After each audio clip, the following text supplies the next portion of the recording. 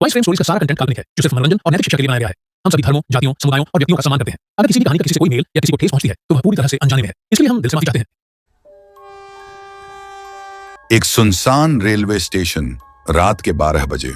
चारों तरफ सन्नाटा है, हल्की हल्की हवा चल रही है। स्टेशन पर एक पुराना घड़ी टावर है, जिसकी सुइयां अटकती सी लग रही हैं। सिर्फ एक स्ट्रीट लाइट जल रही है, जिसकी रोशनी टिमटिमा रही है। राघव एक 28 साल का नौजवान, जो शहर से लौटकर अपने गांव जा रहा है।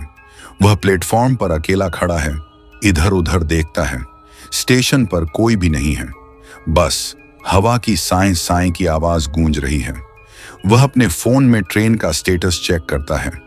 राघव बड़बड़ाते हुए, ये ट्रेन भी ना हर बार लेट हो जाती है, और ये स्टेशन इतना सुनसान क्यों लग रहा है? कोई तो होगा यहाँ। राघव इधर उधर देखता है। तभी उसे स्टेशन के कोने पर एक बूढ़ा आदमी बैठा दिखता है, जिसने मैली धोती और गंदी सी शॉल ओढ़ी हुई है। वह सिर झुकाए बैठा है। राघव उसके पास जाता है।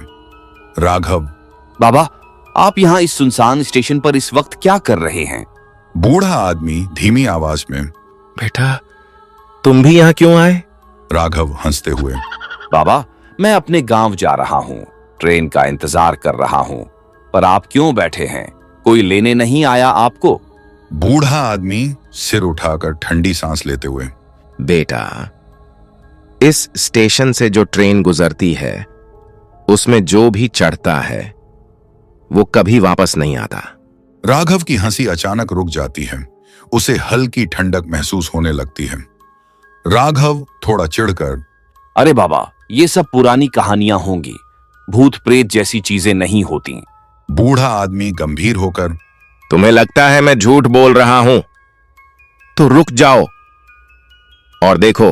राघव घड़ी देखता है। रात के ठीक 12:30 है। अचानक दूर से ट्रेन की आवाज आती है। धुआं उड़ता दिखता है और एक पुरानी काले रंग की ट्रेन धीरे धीरे स्टेशन पर आकर रुक जाती है। यह ट्रेन सामान्य ट्रेनों से अलग लग रही थी। झंग लगी हुई, टूटी फूटी, और इसके खिड़कियों से हल्का हल्का लाल रोशनी झांक रही थी। राघव ट्रेन को देखकर चौंक जाता है। ट्रेन के अंदर कुछ परछाइयां हिलती हुई दिख रही हैं। दरवाजे अपने आप खुल जाते हैं, मानो किसी को बुला रहे हों। राघव डरते हुए, बाबा, ये ट्रेन तो बिल्कुल पुरानी और भूतियां लग रही है।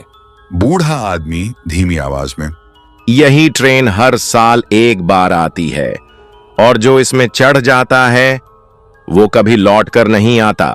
तभी ट्रेन के अंदर से एक कंडक्टर जैसा आदमी उतरता है। वह अजीब सा दिखता है, लंबा पतला, चेहरे पर झुर्रियां और आंखें सफेद। वह मुस्कुराता है और सीधे राघव की तरफ देखता है। कंडक्टर गहरी आवाज में, चलिए साहब, आपकी सीट तैयार है। राघव का दिल तेजी से धड़कने लगता है। वह हड़बड़ाकर पीछे हटता है। तभी वह देखता है कि बूढ़ा आदमी अब वहां नहीं है। वह अचानक गायब हो गया। राघव कांपते हुए स्टेशन की ओर भागता है, लेकिन उसके पैर जड़ हो जाते हैं। अचानक ट्रेन के अंदर से बहुत सारी अजीबोगरीब परछाइयां दिखने लगती हैं। कुछ बिना आंखों वाले, कुछ बिना चेहरे वाले, और कुछ अस्थियों के ढांचे जैसे। वे सभी राघव को अपनी ओर बुला रहे थे।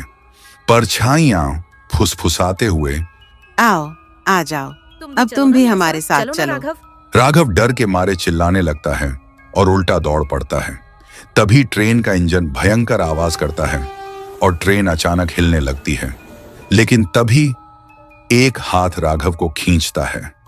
यह वही बूढ़ा आदमी था। बूढ़ा आदमी गुस्से में, भाग, जितनी जल्दी हो सके यहां से भाग।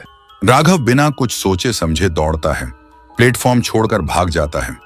पीछे से ट्रेन भयंकर सीटी देती है और धीरे धीरे गायब होने लगती है। राघव एक पुल के नीचे छुप जाता है। जब वह ऊपर देखता है तो ट्रेन गायब हो चुकी थी और स्टेशन भी। वहां सिर्फ एक वीरान मैदान था।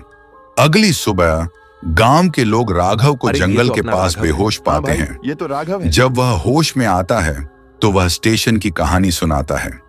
एक बुजुर्ग आदमी बताता है कि वह रेलवे स्टेशन 50 साल पहले बंद हो चुका था क्योंकि वहां कई लोग गायब हो चुके थे।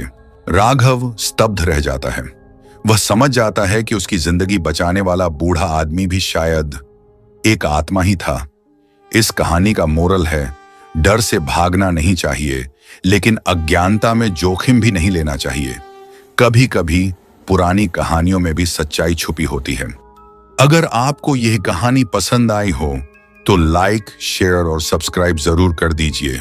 आपका ऐसा करने से मुझे मोटिवेशन मिलेगी ताकि आपके लिए और स्टोरी लेकर आऊं मैं।